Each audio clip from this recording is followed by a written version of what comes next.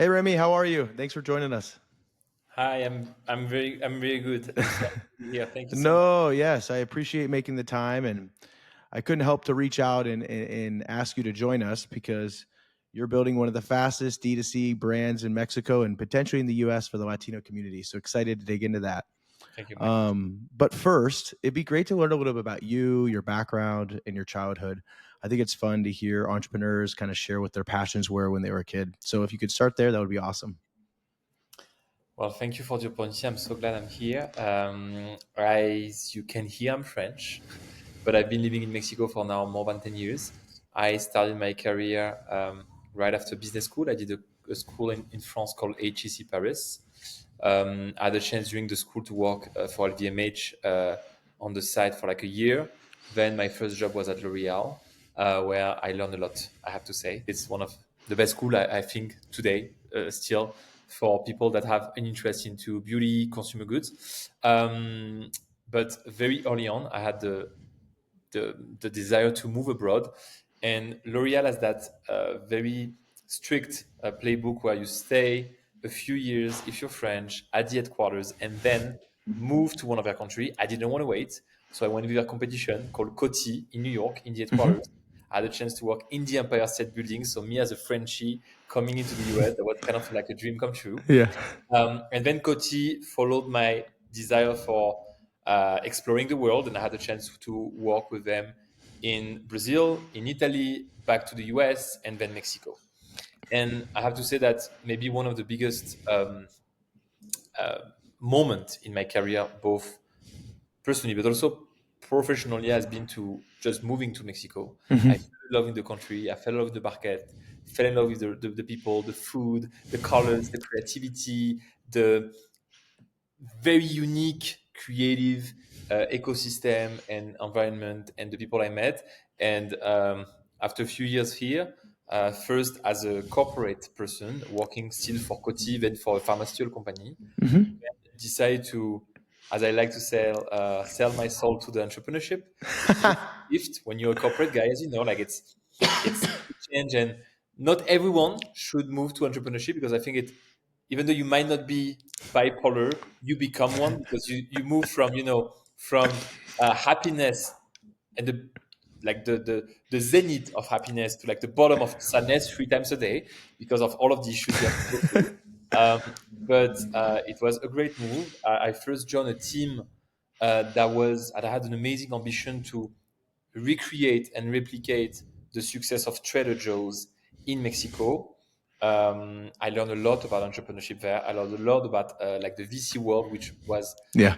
completely unknown for me. Hmm. Then once I left Yema, that now has been sold to one of the biggest unicorn in Latam. The company was called Yema. Sorry, I didn't mention. Hmm.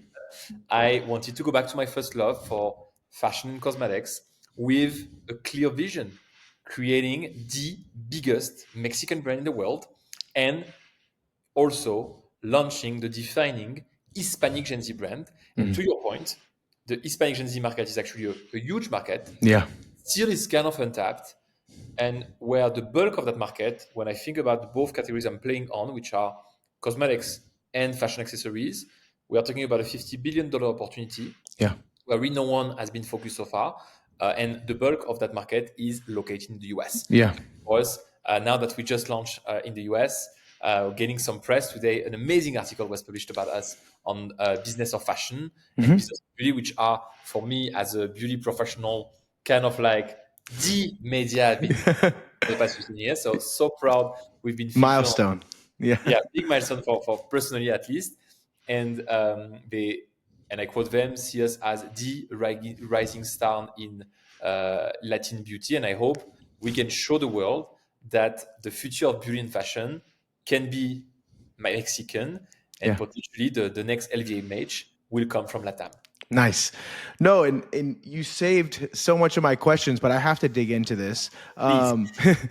When you kind of think back to your childhood, did you Yes. always think maybe I would be an entrepreneur? Like, did you have some creativity back then? Because it seemed like it was very aspirational to work for some of these larger corporations. You come to the US. Did you say, I know I can do this. I know I could be my own CEO, which comes with a double edged sword? That's a very good question. I would say that first and foremost, as an LGBT, proud LGBT founder, I think my childhood was shaped by some challenges that I had to go through as an LGBT, being in the closet for some time, also with some family environment where I had very early on to learn to put myself second because of many reasons, because potentially of my sexuality, but not only because my my family had maybe more important issue than me. And I think that like some kind of creative world, like I was singing at the opera, I was doing Hmm. ice skating, I was dancing. Very early on, I found some creative gardens and secret gardens where I felt I could be myself. And Hmm. so very early on, I knew that creative environment were kind of my little place where I didn't have to perform. While at the same Hmm. time, and quoting one of my favorite book, I had to be the perfect little boy in the world. Perfect at school, number one at school. Then I did the number one business school, still being in the closet. And I think that when you kind of, there is an amazing other book that is called The Velvet Rage that really has been, for a lot of people in my generation, Hmm. a shaping book about how we feel as an LGBT and how we evolve over time. Hmm. I think that when you suffer from homosexuality, which is sad, but it Hmm. brings you some kind of pain because you feel you're not normal. You want to beat normality. And a way that the book explained pretty well is that usually LGBTs and gay men are better in corporate environment, especially because that's a masculine environment, a Hmm. straight environment, where they can show the world that they can be the best, or they are looking to be the best, because that's their way to show that I suffer from a lack of normality. And then I will, in such a more masculine world, Hmm. try to be the best, even better than straight people, actually. Hmm. Is it right on? I have no idea. Yeah. But it's true that even though I know I was feeling always more creative, Hmm. very early on, I was, as I mentioned, singing at the opera, ice skating. But for example, Hmm. from even in like elementary school, I Yeah. created a company in the elementary school. I was Yes. like 12, and I created the radio of my elementary school. So very early on, I was like trying to be an entrepreneur in a way, Yeah. but and always related to music or something that was creative. But Yeah. at the same time, I had no other path to follow than doing the best school. Then after that school, start my career. Either it was LVMH or L'Oreal, because there was nothing else that was to me prestigious enough to beat that lack of normality Mm. I was feeling. Okay. So, but then, lucky us, as we grow older, we understand things. Sometimes we do a little bit of therapy. That Yeah. helps because Yeah. we all Sometimes, need right? therapy. Yeah. The luxury to do it. Yeah. Let's do it. Hmm. And then I realized that actually after therapy, when I was the number two of a pharmaceutical company in Mexico, which has nothing really that really interests me, to be honest. Yeah. I mean, it was prestigious. I was making Yeah. a very good salary at the time with a huge team. I realized that no, I need to be myself. Yeah. And actually, the vision of the company is to create a safe place to be yourself. And that's kind of like Hmm. the vision we want with Sarelly for the whole Hispanic generation, that they feel themselves and listen and valued and promoted in our company, in our Yeah. products. And that's a little bit what I've been looking my whole life, Yeah. a safe place to be myself. And I think through entrepreneurship, I'm now a better man, a better Yeah. professional, a better husband, Yeah. because I fulfill with what I do. Yeah. I wanted to ask this, and I think you'll have an interesting perspective. When you think back to your time at L'Oreal and Coty, these are like global brands. What takeaways there do you have that you can improve on with Sireelli? And what do you think you'll maybe use and build on? Because scaling a brand anywhere is hard, but globally is even tougher. To your point, even though some people say it might be tough to work there, I still think it shapes a lot of what the industry is still known for. Mm. For example, as a D2C entrepreneurs, if you look at the playbook of the last 15 years in D2C, for some people, retail is dead, offline is dead. And when you are at L'Oreal or at Coty, you understand very early on that you have to be omni-channel, multi-channel. Like retailers are still huge and they're still a big portion of your sales. So you have to treat them like kings and queens. And I think being at L'Oreal, being at Coty, then being the head of operations for like a big pharmaceutical company that has some direct to consumer product, helped me understand that if I wanted to be a successful D2C entrepreneur, I couldn't just focus on the e-commerce and the online channel. Yeah. And to me, and I was debating that with some VCs in the past few months, I think the path to success for D2C right now shifted to, I would say, a 3-step process.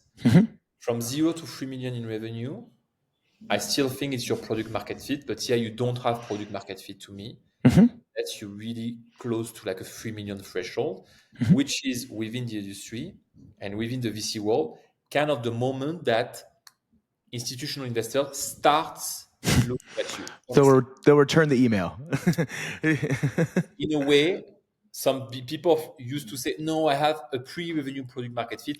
I don't believe in it. Today, you have to show traction through at least $2 to $3 million in sales. Gotcha. And then I think that from 3 to 10, it's not just your traction that will help, is how founders are resilient enough to become omnichannel. There's no way today a D2C brand will be successful just online, just offline, just on Amazon. If you are creating a brand, I'm not talking about successful dropshipper that basically make money with crazy margin, bringing stuff from Asia to which is an amazing business. That great business. Brand builder, but it's an amazing business. In my case, my goal is to create a brand that stays and that really shape a whole generation. In that sense, I think that from 7 to 10 is your resilience, your adaptability to basically start selling through any marketplaces, start selling through every type of retailers, from specialty stores to department stores. And then ideally, if you want to get some kind of engagement with your audience, start having your own doors where you do something else. You put a cafe, you put wherever you want to put it. But unfortunately, people now, retail is not dead, but retail is the new CAC, you know? You better have experience to offer. If not, they won't go to your store. Make me want to come in. Exactly. And we know retail is expensive. The CapEx is expensive. So either your retail doors are successful. If not, it can just literally kill your P&L and kill your company. So it's that. And then from 10 to 100, then here we go back to like lead magnet and how your company is able to scale. But from 7 to 10 is, are you able to become multi-channel? Are you able to be strong, successful, find the right talents to become and grow any type of touch point where the consumer is waiting for you to be there? And you think that 3 to 10 is a lot more challenging in different ways than 10 to 100? Or how do you evaluate that? I don't know because I didn't have that. You're not there yet, but you will be. One of my mentors told me something that I loved one day is that it's hard to be successful. It's harder to stay successful. And I think that as much as you grow, as many problems, little fires everywhere, start going, like literally, because now that, and we see at our scale, we're still very small. Even though we are number one on TikTok Shop Mexico, we are one of the leading Mexican brand online, we are still this size compared to like of course. Place. But now that we have a store, but sometimes it's just like, you know, the store is burning, and then you have different third-party logistics, different hub of fulfillment, and then one is not working, and then you have a much more product that in this current ecosystem, even though we focus on producing in Mexico, we do have to bring, of course, and some elements of the product from elsewhere. I think that, to be honest, today at least, my job is harder than my job was at first. It's every day more fulfilling. And every day we feel that we might have a chance to be that defining Hispanic Gen Z brand in the world. Before we keep moving on, kind of into the e-commerce economy, where do you think your experience that legacy players still struggle, where they don't really understand how to engage the creator world, or the influencer world? Do you think that they're struggling with that, or they struggle with experiences? You mean if I feel that within that influence economy and creators in particular, if they have some struggle with whom? With brands like mine or with No, no, with really the legacy players, so the players that have been around for 200 years, are they still struggling to figure out how to got it. engage with creators in an I effective think that way, or are they reluctant to because they're the brand?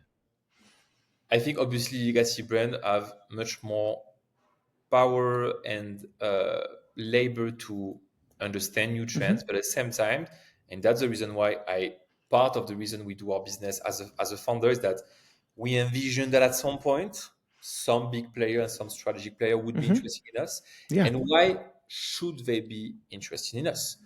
I think that being in a startup brings you per essence a level of agility, resilience, and adaptability that today any legacy brand can't have. Mm-hmm. In that sense, I think that we sometimes open the path to those legacy brands. I'm thinking about TikTok Shop now in Mexico that just Mm-hmm. launched in literally March, Yeah. where obviously it's easy for me to say I'm number one because all of the biggest brand didn't launch yet.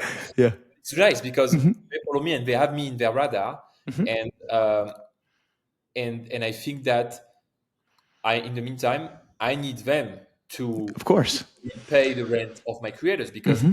I don't pay any creators. I sometimes give them commissions, but I Mm-hmm. work with thousands of creators. I never paid anyone because we don't have the luxury to pay anyone yet. Mm-hmm. We do have ways to help them grow, to do Yeah. revenue share, and or to create some case study that then take the creators as early as we can Mm-hmm. and help him grow within the industry and then create a case studies that he can show to L'Oreal and become a L'Oreal creator. So in a Mm. way, I'm so glad legacy brands are looking at us. I'm so glad they help our economy Mm-hmm. grow thanks to their crazy budget. Yeah. And I mentioned, as I was researching kind of your past interviews and some of the things you've said, you've really driven home that 50% of sales have to be organic and not paid Yes. ads. Yes. Why 50? How did you get to this point? I'm sure you have friends that have started D2C brands that struggle. How did you kind of come to this conclusion? Going back to what I was saying, that product market fit today has to take more time and has to show more traction. Yeah. I think that that product market fit cannot come. And when I said the 2 to 3 million threshold, Yeah. cannot come only from paid marketing. Mm. Because if it does come from marketing, it would cost you way too much money, literally millions. Yeah. Because today, CPC, ROAS are lower, CPC are Mm-hmm. higher. So you cannot depend on paid ad. While in the famous D2C online only playbook, you had a nice product, you had a nice page, a good conversion on your website. Mm-hmm. You just put some paid support, and it supposedly would work. Yeah. It's not the case anymore. And I think that even though paid marketing is a wonderful tool that you need to use, Yeah. especially for the last portion of the funnel, when Mm-hmm. someone hears about you in some way, you want to convince him. It's great that you put some retargeting or sometimes Yeah. that you work on lookalike that of your organic audience to recruit new people. I Yeah. still think that you need to find a way to grow organically because that's Yeah. for me the best proof of market that you're looking. And yes, it's not that easy when you don't have a big audience. In our case, we were spoiled because my co-founder and creative director is one of Yeah. the biggest influencers in Mexico. But Yeah. still, there is a way to work with people with an audience. And this way today, thanks to new tools like TikTok, where literally anyone can Yeah. become a pro Yeah. and anyone can grow organically. I think you led that perfectly in. So it'd be great to jump into Sireelli. Sireelli, I would love to learn how you met Anna, how this came together. Have you guys known each other for a long time? How did you convince her? How did she convince you? It'd be great to start there. So it's a nice story. So Anna started her career as beauty blogger and makeup blogger almost 10 years ago. Wow. She is a border girl. She was born in Tijuana, but also traveled a lot to San Diego, as any Tijuana-based people. Yeah. Speaks perfectly English, like natively, and was consuming a lot of American content at the time. It was year 2015, Yeah. 2014. And YouTube was, the biggest platform to get video content at the time. Yeah. And she realized that there was an opportunity for that similar, easy, fun, relatable YouTube content to be tropicalized, adapted to LATAM features, LATAM people in Spanish. And she was kind of one of the first to really bring that to Mexico. So far, she's been publishing maybe more than 400 beauty tutorials that have been seen more than 300 million times. So she really made an impact way before any new creators that basically went viral on TikTok. Like, I mean, she's one of the OG, as they said. Yeah. And so I met Anna very early on while I was at L'Oreal, I was at Coty. More than said, I knew Anna. I didn't met her personally. We I knew met her. or knew who she was. Content, basically, and I Yeah. love that. And when I was at Yema, the Mexican trader Joe's, we were looking for creators that has a interest in not only promoting product, but maybe telling a story of, I would say, co-creation based product, involve your audience. And I knew that, and it was highly recommended from people in the industry, that Anna, on top of being one of the best and one of the most professional creators, really has amazing KPIs. And at the time it was, I remember, people on average spend 9 minutes on our YouTube videos. Who give you 9 minutes today? No one. Nobody. And then the version power she had was great. Like, we had stories of other friends that worked with her, even startups, and that made crazy amount of sales through a very deep close-up of the business that Anna did on the video. So I reached out to Anna, and I fell in love with the person, with the profile. Also learned that she basically studied industrial design in the best business school in Mexico, of Monterrey. Understand that our true dream when she was a little girl was literally to work for L'Oreal and design packaging for makeup product. The fact that she's able actually to create packaging herself in 3D with, I don't even know the tool, but she does it. She's got it. And with a strong interest to launch a brand. Like, she was working on launching stuff. She's being an entrepreneur from day one. Literally starting selling, I believe, stuff to her friends that she brought from something, whatever. She's been an entrepreneur from like our very early years. She actually had some success, but also some failures as an entrepreneur. That really make like a big bad buzz online, but still she was resilient, and she she wanted to launch something. And when she met me at Yema, she said, well, if at some point you're available, let me know, because I think there's something to do. A few years after I left Yema, and I reached out to her and I said, you know what, Anna, I think I'm ready. Why don't we start something together? We did an MVP, crazy success. Really fashion item, not makeup item, because it was here to launch handbags at the time. We were the first brand in the world to launch handbags made out of cactus leather. We knew the Gen Z was not tolerating any animal leather anymore. We couldn't just only sell, simile fake leather made out of plastic. We needed to find something that celebrates Mexico, that has a better finishing, and that basically is a true alternative to animal leather. I told Anna, I know it's not makeup yet, but why don't we start with that, see if it's a success, and then grow our brand, raise a bit of capital, and then launch your dream, which is launching the best and the most advanced makeup Mexican brand in the world. Yes. So that did sound very straightforward, but I'm sure there's a lot of kind of bumps and roads in there. But basically, you launch this handbag and it goes viral, or no, kind of. It goes viral for many reasons. First, because so it was a few months after some issue that Anna had on a previous entrepreneurship.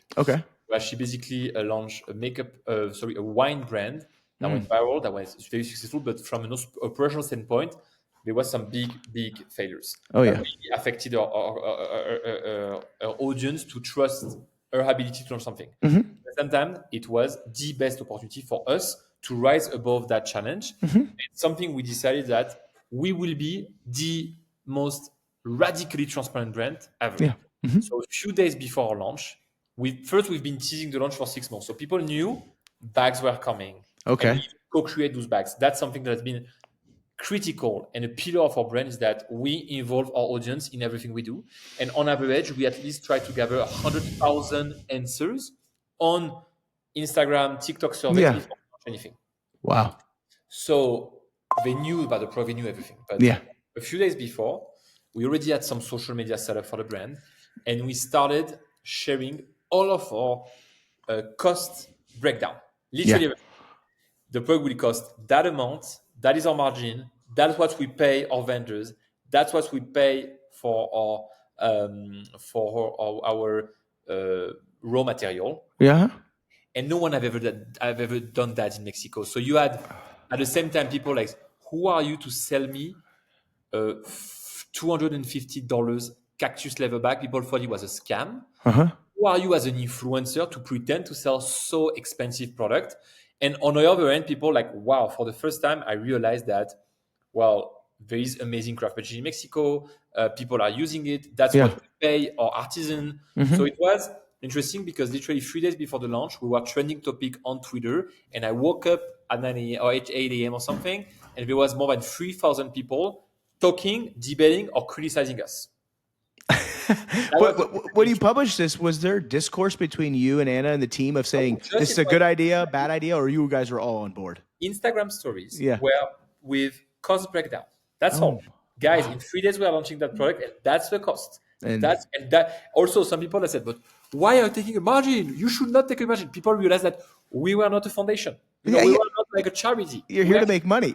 Some kind of money. But showing that the gross margin we are talking was at least twice less than what an important manufacturing global player would take. Because at the time we started with very low gross margin, D2C only. Literally we had a 45% gross margin. Okay. Which was at the same time very hard to maintain. And that's what I would tell you, that I had no other way than becoming successful organically, because I didn't have the luxury to spend 1 cent in paid marketing. Yeah. Possible. So to put that in perspective, gross margin of a high-end Chanel brand or Louis Vuitton would be what? Just to give me a perspective on that. 80 plus. 80 plus minimum. Wow. Some people say sometimes it's just, 10x, meaning that it's cost 1, it sells for 10. Yes. So from the product design standpoint, you guys really started with just this leather accessories. Yep. What were some obvious decisions now, but you said you had to wait on, but were very hard to have the patience to? Did Anna want to start the cosmetic brand day one, or she knew that it was important to wait? She knew it was important. I believe she knew it was important. We had no, we are bootstrapped, we are self-funded.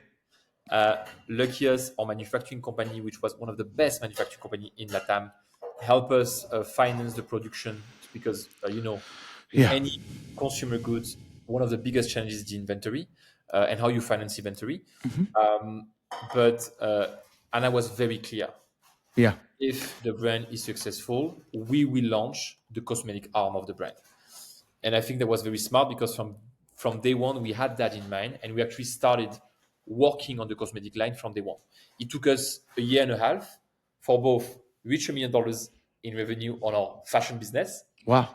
Then see investors and especially angels trust us. Now we are launching something that's going to be a game changer, and basically took 18 months for us to create our first drop of makeup with almost any factory in the world, understanding the formulas, becoming an expert, and really ramp up our expertise to be able to launch something that was potentially a game changer in the market. Yeah. Okay. So let's focus now on Mexico, and obviously we'll get to the Latino community in the US. Why is it so intriguing, this Gen Z target market that you guys are focusing on? It's huge, but do you think there's just this gap where a lot of these current direct-to-consumer players just are not hitting the right message with these potential buyers or customers? I think, and I love that of my work, is as a millennial, I'm not part of the Gen Z community, and it's true that I think that generation has a complete different way to do everything. They don't eat the same, they don't consume the same, they don't sleep the same, they don't they don't engage with personal relationships in the same way, and that's very, very, I think, refreshing to learn every day something new about that audience. Because at the same time, I have a lot of hope for that audience. I think they are the future that we millennials needed. Like they are a better and improved generation that we are. But at the same time, it's true that they don't really trust brands. Some people say that maybe in the 10 to 20 years, Coca-Cola won't exist, but Kim Kardashian latest company that basically replicate a new Coca-Cola will take over. Yeah. Like, people also mention that how Gen Zs have no souvenir, no any um, and they don't remember any good commercial. Like when I was a kid, the Coca-Cola Christmas commercial was like Yeah. something I would remember my whole life. Of course. They would definitely remember where Kim Kardashian, what she was wearing and what she said 2 days ago. Wow. So what you see that really there's a shift on the way they consume. Also, like they are not passive consumer in the way that you just tell them buy that, they will buy that. No, they want to understand what they are buying. They are much more honest in that they still buy fast fashion and products that have definitely an impact in the environment. Yeah. But when they invest a bit more, they do want to make sure that they understand and they want some kind of traceability of what they are buying. Yeah. Also, they consume brands like they consume content. So if you're not strong in content, they won't consume you. If you don't bring new news, they won't look at you. We work precise as a brand because within our MVP, we literally test a lot of category before launching cosmetics, from shoes to swimwear to pajamas to Yeah. stuff that Anything. not really work, to be honest. But what worked is that every 2 weeks we had a new product to launch, and that helped us grow our audience, grow our traffic, grow our AOV, because people were looking for new news. Like as they see your brand as a content creator, we are content creators as much as Yeah. they are. Right. They are all considered as they are content creators themselves. They might have 3 followers. If you do something great or if you do something bad as a brand, they will share it on social. Yeah. So yeah, it's on one side is the biggest challenge as a D2C millennial founder. On the other side is the biggest opportunity Yeah. is to understand those consumers and really adapt to themselves. And in our case, make them the co-creator of the brand, Yeah. which is something that it would take a bit more time for, as you mentioned, legacy brands. Another thing I mentioned that I came across was this repurchase rate you guys have. It's like 40%, and the average ticket's north of $150 or around there. And you still are launching so many new SKUs per quarter.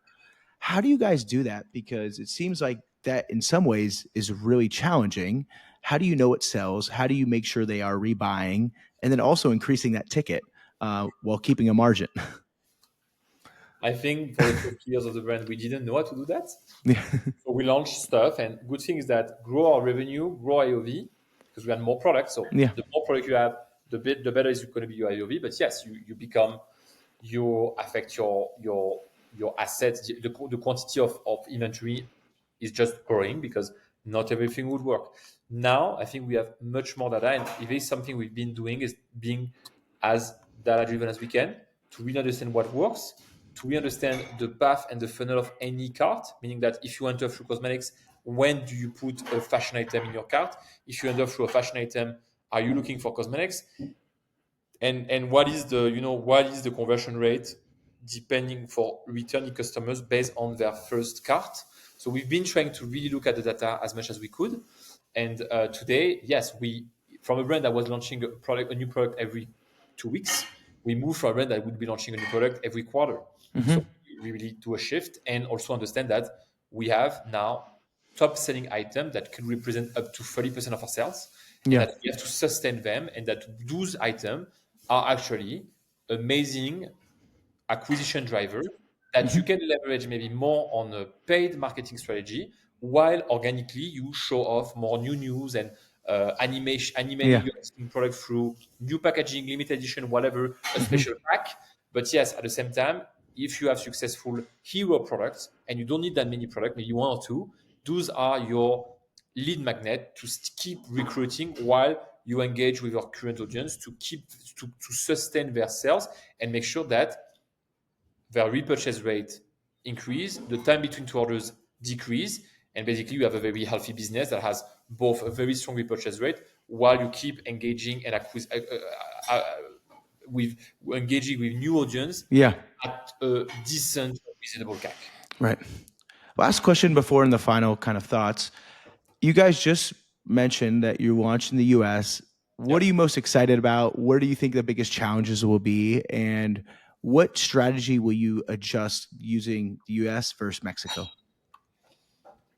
I think obviously the US is just amazingly exciting because the market is crazy. Literally, like the Hispanic Gen Z market for makeup and fashion accessories is $30 billion in the US, while it's $5 billion in Mexico. So Yeah. obviously, we have an opportunity to and a bigger playground. Hmm. At the same time, it's tough. The US, Yeah. everything is more expensive, everything is complicated, and you don't have so many opportunities to fuck it up. Yeah. To fuck it up. Exactly. So, and for example, personally, I'm now moving to the US Hmm. to lead I that remember that. You said that. Yeah. because you don't launch the US halfway. You do it properly. Hmm. And the US, it's still a market where you need to, comparing in Mexico, where we had Anna, we had our big audience, we don't have that launch pad in the Yeah. US. So we have to find our new launch pads. Hmm. TikTok Shop is one, definitely, Hmm. where there is a myriad of Hispanic creators craving to promote Oh. Hispanic driven products. Hmm. But also, I think that the US is still a market where we need to grow through more traditional touch points, where being featured like we are today on the business of fashion article is key. Right. You need to work on PR. You need to have people learn your story. You need to also make sure that everything you do is not only backed up through data, but also like make sure that legally, Yeah. FD approval are clean and, Yeah. and 100% confirmed. Like everything is more complicated, but at the Right. same time, the opportunity is huge. So, and we want to show the world we really have that vision that Mexico is the future of beauty, Yeah. fashion. And if we want to show that, we better have a hard time because it will help our higher vision and our purpose that especially in a current ecosystem where Mexico has been criticized from some governments for Yeah. many reasons that I'm not going to get into Of today. course. That's a whole different time. Yeah. I think that we have an opportunity, us as entrepreneur, to show something different. And as a lovely brand say, show that Mexico is the shit. Yeah. Okay. Last two questions here. What are you most proud of when you think of your journey so far with Sireelli? Many things, but I would say that the thing that I'm the most proud of is my team and seeing them grow.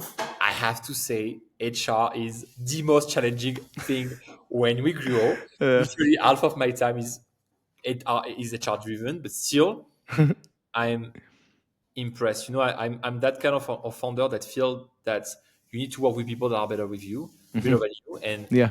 that should be the best way to recruit someone. Is this person is literally, I admire him and I Yeah. want to learn from him. You're like, how's he working for me? Pinch myself. Yes. Yeah.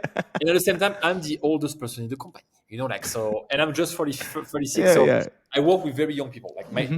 the 90% of the team is Gen Z. Uh-huh. Most of them is their first job. They Yeah. don't know the corporate world. They don't understand while working in an office. Like lots of stuff that they don't understand. And Yeah. that's fine. And that's understandable.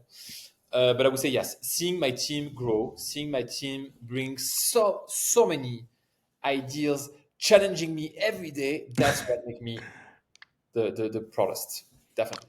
Awesome. Last question. What do you wish you spent more time doing outside of work, outside of Sireelli? Traveling with my partner in Mexico and just it's been 10 years. We've been traveling a lot, almost once a month. Yeah. And still feel I know nothing yet about Mexico because there's so many things. So my true passion is Mexico. So Yeah. I just want to spend all of my free time exploring Mexico with my partner. Awesome. Thank you so much, Remi. This was great.